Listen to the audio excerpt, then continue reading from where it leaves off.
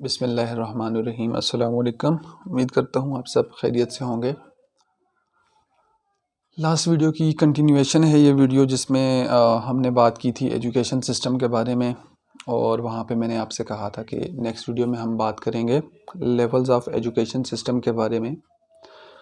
तो बहुत से लोग ये सोच रहे होंगे जो ऑलरेडी स्कूल्स सिस्टम से पढ़ चुके हैं, जैसे कि मैं हूँ, और यूनिवर्सिटी जो है अपनी कंप्लीट कर चुके हैं, तो ये सोच रहे होंगे कि इन वीडियोस का क्या फ़ायदा, क्योंकि ऑलरेडी उनको तो इस चीज़ की नो हाउ है। देखें, हम पाकिस्तान में रहते हैं, और लास्ट वीडियो में मैंने बताया था 22.8 मिलियन जो बच्चे हैं वो उन्होंने स्कूल की कभी शक्ल भी नहीं देखी, या फिर हम कह सकते हैं स्कूल के अंदर वो क्लासेस में जाके बैठकर टीचर्स से पढ़ना क्या होता है उनको इस चीज़ का अंदाज़ा भी नहीं है। तो बहुत से लोग हैं जिनको डेफिनेटली इन वीडियो से फ़ायदा होगा। तो ये उन लोगों के लिए है कि जिनके बच्चे स्कूल जा रहे हैं, पढ़ाई कर रहे हैं, लेकिन उनके पेरेंट्स जो हैं वो एजुकेटेड नहीं हैं, यानी कि उनको अपनी लाइफ में मौका नहीं मिला। वो उसके डिफरेंट रीज़न्स हो सकते हैं कि वो स्कूल नहीं जा सके, वो फाइनेंस भी हो सकता है या कोई और रीज़न भी हो सकता है। तो पाकिस्तान में जो एजुकेशन सिस्टम है उसके 6 लेवल हैं। एक बच्चा जो है वो अपनी स्कूल का जो एक एजुकेशन जो है, अपनी तालीम जो है वो स्टार्ट करता है। सबसे पहले प्री स्कूलिंग आ जाती है। सबसे पहली जो है वो है प्री स्कूल। उसके बाद सबसे पहले मैं आपको नाम बता देता हूँ, और उसके बाद फिर एक एक करके हम उस पर डिस्कशन करते हैं। ज़्यादा तो डिटेल में नहीं बात करेंगे, थोड़ी बहुत जो इम्पोर्टेंट चीज़ें हैं वो डिस्कस करेंगे। प्री स्कूल आ जाता है सबसे पहले आपके पास, फिर प्राइमरी एजुकेशन आ जाती है, उसके बाद मिडिल एजुकेशन, सेकेंडरी एजुकेशन जिसको SSC भी कहा जाता है, सेकेंडरी स्कूल सर्टिफिकेट, और उसके बाद जो है आपका हमारे पास आ जाती है इंटरमीडिएट 11वीं 12वीं, और उसके बाद अंडर ग्रेजुएट या ग्रेजुएट के प्रोग्राम्स आ जाते हैं। अच्छा जी, प्री स्कूल में जो 3 से 5 साल के बच्चे होते हैं उनको प्री स्कूल में रखा जाता है, जिसमें हमारे पास 3 तरह की क्लासेज या 3 तरह के सेक्शंस हमें देखने को मिलते हैं, जो कि प्ले ग्रुप, नर्सरी या KG जिसको कहा जाता है, किंडरगार्टन। तो यहाँ पे बच्चे जो हैं वो दूसरे बच्चों के साथ मिलके खेल रहे होते हैं, थोड़ा बहुत नंबर्स के बारे में उन्हें बताया जाता है, और अल्फ़ाबेट्स के बारे में, उर्दू के हरूफ के बारे में बताया जाता है। तो ये 3 से 5 साल के जो बच्चे होते हैं वो इस सेक्शन में आ जाते हैं प्री स्कूलिंग, यानी कि स्कूल्स या जो प्रॉपर एजुकेशन सिस्टम है, तालीमी निज़ाम है, उससे पहले की एजुकेशन। तो जो हमारा प्रॉपर एजुकेशन एक बच्चे की स्टार्ट होती है वो होती है प्राइमरी एजुकेशन जिसको कहा जाता है। वो स्टार्ट होती है पहली क्लास से लेकर 5वीं क्लास तक, और इस प्राइमरी एजुकेशन को जूनियर स्कूलिंग भी कहा जाता है। अच्छा, प्री स्कूल में आपसे 3 से 5 साल के बच्चे होते हैं, तो आपके जो प्राइमरी है वो आप देख लें 5 साल से ऑनवर्ड जो बच्चे होंगे उनके लिए जो एजुकेशन है वो प्राइमरी होगी। अच्छा देखिए, एक वीडियो में मैंने बात की थी जहाँ पे मैंने आपसे कहा था कि दुनिया का जो बेहतरीन तालीमी निज़ाम है वो कहता है कि आप अपने छोटे बच्चे को एजुकेशन सिस्टम में ना भेजें। तो मैं अभी भी अपनी उस बात पे कायम हूँ। कोई ज़रूरत नहीं है अपने बच्चे को प्री स्कूल में भेजने के लिए, जहाँ पे जाके वो स्कूल्स वगैरह जो हैं वो सिर्फ आपसे मोटी मोटी फ़ीसेस चार्ज करेंगे, और बच्चों को ऐसा कुछ सिखाया नहीं जाएगा। उससे ज़्यादा बेहतर ये है कि आप अपने बच्चे को घर में इस्लामिक एजुकेशन जो है, इस्लामिक वाक़यात जो हैं वो बताएं, ठीक है। और इस्लामिक के साथ साथ जो किस्से हैं, कहानियाँ हैं, जिनसे कुछ सीखने को मिलता है, आप अपने बच्चों को वो सुनाएं, अपने बच्चों को अपने साथ बाहर लेके जाएं, ठीक है। 3 से 7 साल की उम्र के जो बच्चे होते हैं या 3 से 5 साल तक, तो उसको दुनियावी लिहाज से इर्द गिर्द आप लेके जाएंगे, वहीं पे वो सीख जाएगा, बहुत कुछ सीख जाएगा। आप घर पे उसे अल्फ़ाबेट्स वगैरह, नंबर्स वगैरह सिखा सकते हैं, कोई बड़ी बात नहीं।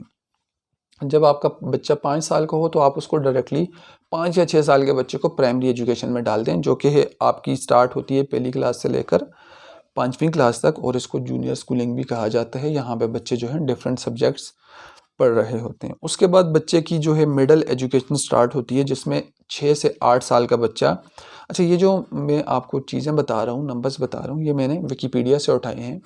ये सारी इन्फॉर्मेशन विकीपीडिया से ली है मैंने। तो उसका लिंक मैं डिस्क्रिप्शन में शेयर कर दूंगा, आप अगर पढ़ना चाहें वहाँ से पढ़ सकते हैं। 6 से 8 साल के जो बच्चे हैं वो 6 से छठी से 8वीं जमात जो है, 6 से 8 साल के नहीं, माजरत, छठी से 8वीं जमात तक जो एजुकेशन है, छठी, 7वीं और 8वीं, वो आपकी मिडिल एजुकेशन आ जाती है, जहाँ पे पाकिस्तान में सिंगल एजुकेशन को प्रमोट किया जाता है, ज़्यादातर देखने को मिलती है। और जो अर्बन सिटीज़ हैं जो वहाँ पर को एजुकेशन भी हमें देखने को मिलती है। उसके बाद जो है आ जाती है सेकेंडरी एजुकेशन। हमने प्री की बात कर ली, प्राइमरी, मिडिल, अब सेकेंडरी एजुकेशन आ गई, जहाँ पे एक बच्चा 9वीं और 10वीं जमात की एजुकेशन जो है वो हासिल करता है। अब यहाँ से पहले जो जितनी भी एजुकेशन उसने हासिल की, उसके जो एग्ज़ाम्स हो रहे थे वो सारे स्कूल्स खुद ही कंडक्ट करवा रहे होते हैं, यानी कि स्कूल के अंदर ही बच्चों के जो है first term, second term, third term के एग्ज़ाम्स होते हैं, टेस्ट वगैरह होते हैं, और स्कूल के अंदर ही उसके रिज़ल्ट जो हैं वो तैयार किया जाता है। लेकिन ये 9वीं और 10वीं जमात जो है, इन दोनों सालों में बच्चा जो है वो बोर्ड के एग्ज़ाम्स देता है, यानी कि 9वीं क्लास, 9th क्लास जो है उसकी जो एजुकेशन है वो पूरा साल पढ़ेगा, और स्कूल के अंदर उसके जो टेस्ट और जो एग्ज़ाम्स हैं वो तो होंगे, लेकिन डेफिनेटली उसके बाद उसको बोर्ड के एग्ज़ाम में जाकर बैठना पड़ेगा और वो एग्ज़ाम देने होंगे और उसे पास करना होगा। इसी तरह 10वीं जमात के भी वो पूरा साल स्टडी करने के बाद, स्कूल में पढ़ने के बाद बोर्ड के एग्ज़ाम देगा। और अगर वो उसने जो 10वीं जमात है, 9वीं और 10वीं के एग्ज़ाम अच्छे से पास कर लिए, तो उसको जो है सेकेंडरी स्कूल सर्टिफिकेट या मैट्रिक जो है उसकी क्लियर हो जाएगी, और उसके बाद वो आगे जाएगा इंटरमीडिएट। 5वें नंबर पे जो एजुकेशन का लेवल है वो इंटर भी उसे कहा जाता है, या फिर हायर सेकेंडरी स्कूल सर्टिफिकेट भी उसे कहा जाता है, हायर सेकेंडरी स्कूल एजुकेशन भी आप कह सकते हैं, जहाँ पे बच्चा 11वीं और 12वीं जमात जो है वो उसकी एजुकेशन हासिल करेगा, और यहाँ पे भी उसको बोर्ड के एग्ज़ाम्स देने होंगे 11वीं जमात के लिए भी और 12वीं के लिए। देन उसके बाद उसकी सक्सेसफुली इंटर कंप्लीट करने के बाद, इंटरमीडिएट करने के बाद, यानी कि 10वीं और 11वीं 12वीं करने के बाद वो आगे फर्दर अपनी जो है हायर एजुकेशन परस्यू करना चाहे या हासिल करना चाहे, तो उसको यूनिवर्सिटी का रुख करना पड़ेगा, जिसको अंडर ग्रेजुएट या ग्रेजुएट प्रोग्राम आप कह सकते हैं। तो यहाँ पे ग्रेजुएट प्रोग्राम में जो है वो जाके आपके पास डिफरेंट ऑप्शंस आपको मिल जाते हैं, जिसमें से आप कोई भी डिपार्टमेंट जो है वो सिलेक्ट कर सकते हैं और वहाँ पे जाके एजुकेशन हासिल कर सकते हैं। अच्छा, एजुकेशन के लेवल्स की बात के बाद में बात तो हो गई, अब जो है मैं बात करता हूँ मिडिल लेवल की जो एजुकेशन है, वहाँ पे बच्चा जो है वो क्या क्या सीखता है, करिकुलम उसका क्या होता है। अच्छा, करिकुलम जो है वो स्कूल्स खुद डिसाइड करते हैं, यानी कि आपका बच्चा छठी, 7वीं और 8वीं जमात में क्या पढ़ेगा, कौन से सब्जेक्ट पढ़ेगा। तो 8 कॉमन सब्जेक्ट हैं, यही सब्जेक्ट हर स्कूल में पढ़ाए जाते हैं, जिसमें आर्ट्स पढ़ाई जाती है, कंप्यूटर स्टडी होती है जिसको ICT भी कहा जाता है, introduction to computer technology. General science आ जाती है जिसमें फ़िज़िक्स, केमिस्ट्री और बायो के टॉपिक्स होते हैं। उर्दू पढ़ाई जाती है, एक सब्जेक्ट होता है उर्दू का और इंग्लिश का, और इसके साथ साथ मैथमेटिक्स का सब्जेक्ट होगा जो बच्चा अपनी मिडिल एजुकेशन में पढ़ेगा, और उससे पहले भी जो प्राइमरी एजुकेशन है वहाँ पे भी पढ़ेगा, लेकिन मिडिल और उससे ऑनवर्ड आगे मैट्रिक और FSC तक उसको ये सब्जेक्ट पढ़ने पड़ेंगे। रिलीजियस एजुकेशन होती है, उसमें इस्लामिक स्टडी आ जाती है। देन हमारे पास मिडिल में सोशल स्टडी। अब सोशल स्टडी जो है वो एक ही बुक होगी, उसमें डिफरेंट टॉपिक्स या डिफरेंट चैप्टर्स जो हैं वो उन डिफरेंट चैप्टर्स में डिफरेंट टॉपिक्स होंगे। एनवायरनमेंट के बारे में होगा, कहीं पे ज़मीन के बारे में होगा, डिफरेंट चीज़ों के बारे में पढ़ाया जाएगा, जिसमें सिविक्स के बारे में पढ़ाया जाएगा, जियोग्राफ़ी के बारे में, हिस्ट्री के बारे में बताया जाएगा, इकोनॉमिक्स के बारे में बताया जाएगा, सोशियोलॉजी, और कुछ जगह पर कुछ स्कूल्स में लॉ के बारे में भी पढ़ाया जाता है, जिसमें पॉलिटिक्स के बारे में भी थोड़ा सा बच्चों को बताया जाता है। और कुछ जो हमारे बहुत लिमिटेड स्कूल्स हैं जिनमें ड्रामा स्टडीज़ के बारे में भी पढ़ाया जाता है, जिसमें म्यूज़िक भी आ जाता है और फिज़िकल एजुकेशन के बारे में भी पढ़ाया जाता है। होम इकोनॉमिक्स के बारे में भी पढ़ाया जाता है, एस्ट्रोनॉमी, एनवायरमेंटल मैनेजमेंट, और साइकोलॉजी, आर्कियोलॉजी और एंथ्रोपोलॉजी ये सारी चीज़ें सोशल स्टडी में थोड़ा थोड़ा उनको पढ़ाया जाता है, फ्लेवर दिया जाता है कि ये फील्ड्स आपके पास हैं जिनको आप फ्यूचर में जाके एक्सप्लोर कर सकते हो। ये जितने मैंने नाम लिए हैं इसमें आप देख लें।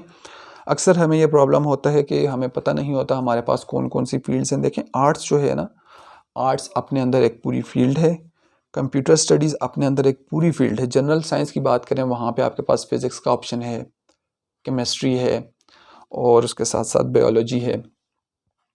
उर्दू इंग्लिश भी एक फ़ील्ड है, आप उसको एज ए फ़ील्ड लेके जा सकते हैं। मैथमेटिक्स एक फ़ील्ड है। रिलीजियस स्टडी, इस्लामिक स्टडी, जहाँ पे आपके पास इस्लाम के रिलेटेड जो है वो डिफरेंट ऑप्शंस हैं, आप एक्सप्लोर कर सकते हैं, पूरी एक फ़ील्ड है। सोशल स्टडी की बात करें, यहाँ पे सिविक्स, ज्योग्राफी एक फ़ील्ड है। हिस्ट्री के बारे में आप एक्सप्लोर कर सकते हैं, वो एक पूरी फ़ील्ड है। इकनॉमिक्स, ठीक है, पाकिस्तान में बड़ा बहरान है, हमारे जो इकनॉमिक्स के लोग हैं वो अल्लाह ही हाफिज़ है उनका। सोशियोलॉजी, लॉ देखें आपके पास, वो भी एक फ़ील्ड है। पॉलिटिक्स है।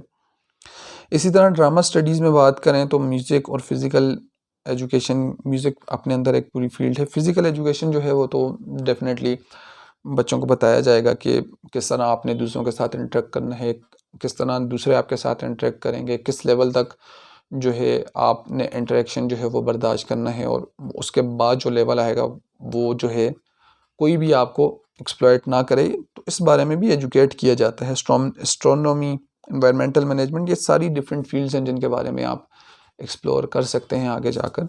तो इंशाल्लाह फ्यूचर में एक और वीडियो भी बनाएंगे, और बल्कि एक प्लेलिस्ट बनाने की कोशिश करेंगे जिसमें डिफरेंट फील्ड्स के बारे में बताया जाए।